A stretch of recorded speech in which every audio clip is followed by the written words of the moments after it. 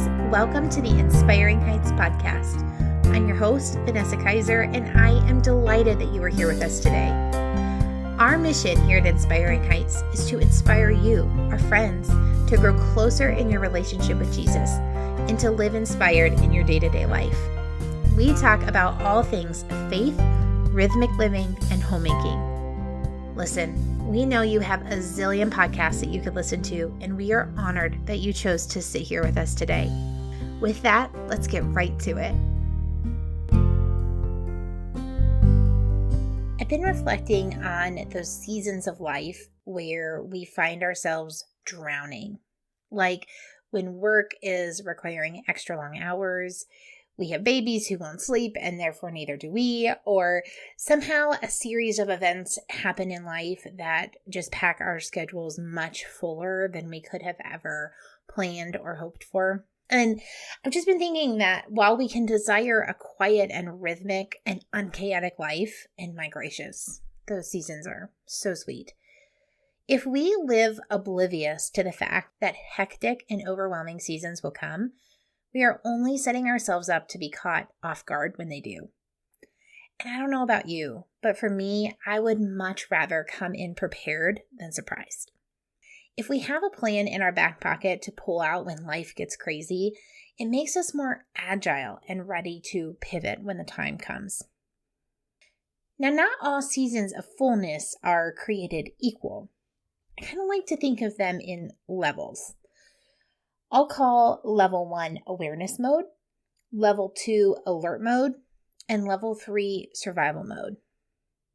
Awareness mode is when things are starting to pick up speed. An extra activity or responsibility has been added to our plates, and we start to notice that our schedules are fuller than they have been in the past. Alert mode is when we can really start to sense that the fullness of our plates is starting to spill over on the sides a little bit. This can look 1,000 different ways, but it can be sensed by things like we're forgetting things we normally wouldn't, like commitments that we've made or someone's birthday. Maybe we're shorter or snappier with our people than we normally would be, or invitations to participate in things that we would typically love feel like a straight up burden or an annoyance to us. And then survival mode is an all-out cut everything extra out of our schedule, it's go time kind of season. This is really no surprise to us, we know it, but we really shouldn't be living in survival mode often or for very long at a time. I think of survival mode as a necessary marathon burst where the excess gets totally trimmed down, sometimes even to the point of starting to touch the necessary. And our focus and attention is really on this thing at hand. All of these levels require different responses, right? We wouldn't want to cancel a family vacation because we're in awareness mode, just as much as we probably don't want to go about planning one when we're in survival mode. So identifying the actual mode that we're in when life is feeling full is a really important first step. Taking a moment to think on some of these questions can help us to nail down which mode we're in. So question number 1, what is my felt capacity right now? Do I feel like I could add more, or do I feel like I'm tapped? When was the last time my life wasn't this full, and what's changed? And am I dropping any balls that I've committed to keeping in the air? Here's why I think it's good to pause and reflect on these questions. We are humans with emotions. So we pull up to the office on Monday and there are 17 things on fire. Everyone is mad at you about something. The dog needs to go to the vet and you forgot to get the meat out for supper. And we can, in that moment, be tempted to think, good gracious, it is survival mode time. When in fact, life is somewhat normal. It just happens to be a chaotic Monday. My point, be aware of the tendency for our emotions to drive our thinking on what kind of season that we're in. Looking at some really tangible and objective areas can help to ensure that our emotions aren't trumping what's happening in real life. They say the first step to solving a problem is acknowledging that you have one. So once we recognize that we are in a mode that is outside of our normal pace and capacity, we generally want to determine what we can do to thrive in this season. Thrive doesn't always mean that we are relaxed and put together and glowing. Thrive can, especially when it comes to survival mode, mean that we are focused, we have a clear path, and that we have made other arrangements to help keep life on track. No matter which of the modes you may find yourself in, there are some basic information that we need to wrap our minds around. First, how long are we going to be in this mode? Making a plan for 1 week is so much different than making a plan for 3 months. We could eat DoorDash for a week if it came to that, right? But that's not a good solution for 3 months. We could ask a friend to watch the dog for a week, but we would never do that for 3 months. Length of time, even an estimate, is a really good place to start. Of course, we can't always name the length of time. Sometimes life doesn't work that way, like when we're caring for a sick family member or the baby won't sleep through the night. In those types of situations, I still believe that thinking in chunks of time can be helpful. I can fill in the blank for 3 more days, and then I'm going to need to create a plan for moving forward. Second thing, are we anticipating that whatever is happening is going to intensify before the bubble pops? I.e., we're going to move up a mode or two. So I just got done with what we call in the accounting industry the busy season. And this was my first busy season in my current position, my second busy season with the firm. And I knew that starting in January, we were going to be ramping up, right? And I also knew by March, we would be in full-on survival mode. Now, I knew that, but I didn't totally posture myself that way, which I'm going to talk a little bit more in a minute. But asking the question, is this going to get crazier before it gets slower, sure does help us to create a plan to thrive. Third thing we need to think about, what all areas of our lives is this particular situation affecting? Sometimes we can add a thing to our lives that only touches an area or two. Like we can take on a big work project, which can put us into awareness, alert, or survival mode, but only at work. It isn't taking more of our normal work hours, and so therefore it really is only touching work. Whereas in a scenario where that big work project is requiring you to put in 60 hours a week instead of 40, it begins to touch nearly every area of our lives. After we've thought through some of these things, we really now have the right information to create a plan. I'm going to be straight up. I love planning. It's my happy place. So when life feels crazy, I could literally spend 7 days planning the next 10 days. But whether you're like that or not, doing all of this thinking ahead before we start planning really makes the process pretty straightforward. So no matter what mode that we're in, we really want to create a plan for the right now and the down the road. Part of thriving is being where our feet are, as well as drawing a map to follow to get us to wherever it is that we're headed. So what do we need to do to stay focused right now? What do we need to do to keep the balls in the air that we've committed to juggling? And how do I serve my people? Part of life picking up speed is that our attention gets spread out. Going back to the 60-hour-a-week scenario, our attention for our family and our homes and our friends is now decreased by 20 hours a week. The same is true if you're caring for a sick loved one or volunteering on the PTA or starting a big house project. When we start to consider the things that are getting a little less attention in our heightened season, we have to figure out how to take care of those things so that our focus and commitment to the task at hand can continue while caring for our loved ones and taking care of the commitments that we already have don't suffer. So during this past season, my working hours increased. Meanwhile, I still needed time with Ben and the pups, the house needed my attention, and the podcast required some time. To be able to focus while I was at work on the task at hand, I had to be able to figure out how to juggle those things at home. There were some really practical things that served me well in that process. Like cutting out TV helped to make more one-on-one quality time with one another. Being honest with Ben about needing help around the house with chores that maybe I would typically care for. Asking for grace from both myself and from Ben when the podcasts were needing edited on the Sunday before they were dropping instead of the week before at a leisurely pace. All of those things helped me to be able to get things square at home so that I could focus when I was at work.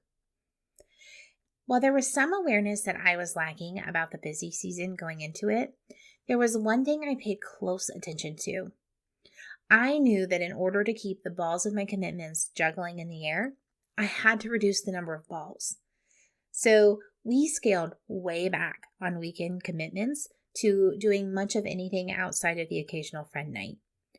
We also stepped back from a couple of serving opportunities so that we didn't let people down when we couldn't fulfill our commitment, which I want to talk to you about for a second. Stepping back from some of the serving things that we were doing was incredibly hard for me. It was really emotional, actually.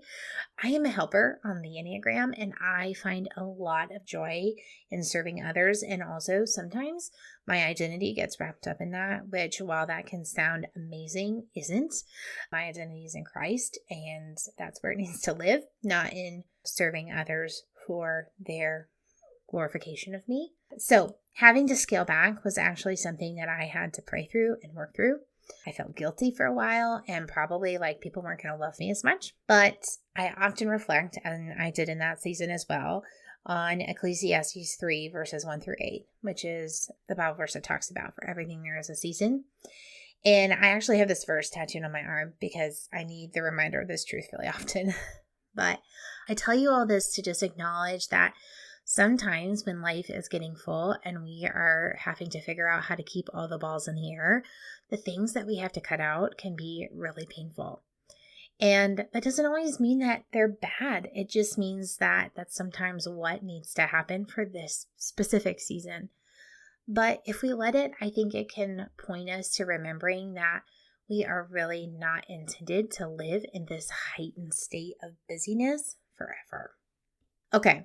On to serving our people. No matter what your season of life is, whether you're single, married, kids, no kids, you most likely have your people. Your family, your friends, your church, your small group, your coworkers, your students. You have people. And we can't forget about our people when life is squeezing our attention and time. We have to be willing to ask the question, how am I serving my people in this season? And I will tell you, planning is one way that we can serve them well.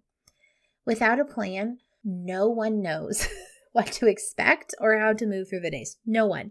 A plan brings clarity, even if the reality isn't what we're hoping for. So if I needed Ben to make dinner during the busy season here that we just got out of, which he typically is super happy to let me do my thing in the kitchen because I really love it and it's really not his favorite thing. At least if he knows that my expectation and hope and desire and request is for him to make dinner, he can have like the time and space that he needs to figure it out and make it happen. But if I called him at 6:30 on my way home and asked him what was for dinner with expectations that he was totally figuring it out, I was not serving him well, right? And I would also encourage us to look for the small opportunities to serve our people during busy seasons, even when we're in survival mode. There are things that take literally 15 seconds to complete that we can even spare most generally when we're in survival mode, right? So getting up to get a cup of coffee, make your husband one too. Packing a quick lunch for tomorrow, pack one for your kids as well. Going downstairs to grab a pen out of the office, grab the laundry while you're down there and save hubby the trip. The list is endless. Serving people during our peak mode comes down to having the mindset and being willing to see the opportunities. So let's be aware and hold a posture of service. I mentioned earlier that there were some aspects of this past busy season that I didn't prepare for super well. The thing I didn't anticipate was the ramping up of my modes. So we talked about this, right? Where one of the things that we should think through as we're planning for our busy season is whether or not our peak is going to escalate. And I didn't really consider that. I knew that the season gets busier and the hours get more. So I knew it in my brain, but I didn't plan well for it. So I got to late March and I was feeling survival mode. I was feeling it in my bones. But I was planning like we were in alert mode. I was putting too much on the calendar and my expectations of what I could get accomplished around the house were Well, they're kind of funny now looking back. I knew the season would be full. What I didn't think through super well was that the duration of the season, which is about 3.5 months or so, would eventually start to put weight on our days, even if they weren't always longer than a few weeks earlier. My bottom line takeaway from needing to move into survival mode, but living in alert mode, is that it really didn't serve anyone well. It didn't serve me well, and it didn't serve Ben well. It becomes a vicious cycle that starts with being frustrated with ourselves for not having the drive to get XYZ done. And let's be honest, it's not drive, it's energy or time, which then often comes out sideways with our family or friends, especially if we're sharing space with someone. And then we feel bad about being short and we apologize, and then the cycle starts all over again with whatever the next thing is. In survival mode, though, we are trimming out all the fat, nearly down to the necessary, right? So we switch from doing the extra things to doing the bare minimum things. And when we miss that transition, our balls just start dropping one by one. And here's the thing about that. I know that it sounds depressing, but it isn't. It's actually really freeing to have this awareness to go, oh yeah, we're there. We need to switch modes for this short time so that we can fulfill the commitment that we've made. One final thought on peak modes. Communication is a primary pillar in the foundation of thriving in peak seasons. I needed to say to Ben with words, I think we're in survival mode. Here's what I'm thinking. We need to trim down for the next few weeks until the season is done. But if we don't have those conversations, we can be rocking it in whatever mode that we are in. Meanwhile, our loved ones are looking in from the outside going like, hello, why are we stepping back from making plans? How come there's still dishes in the sink? You never do that. Why have we had frozen pizza 4 times this week? Peak seasons bring their own kind of pressure. Not that it's always bad or it's always good. It just is there. Even in the funnest of projects that throw us into peak mode, pressure still exists. Being aware of that pressure and getting our family and friends up to speed on what we're feeling and some ideas of how we're going to handle it will serve them and us incredibly well.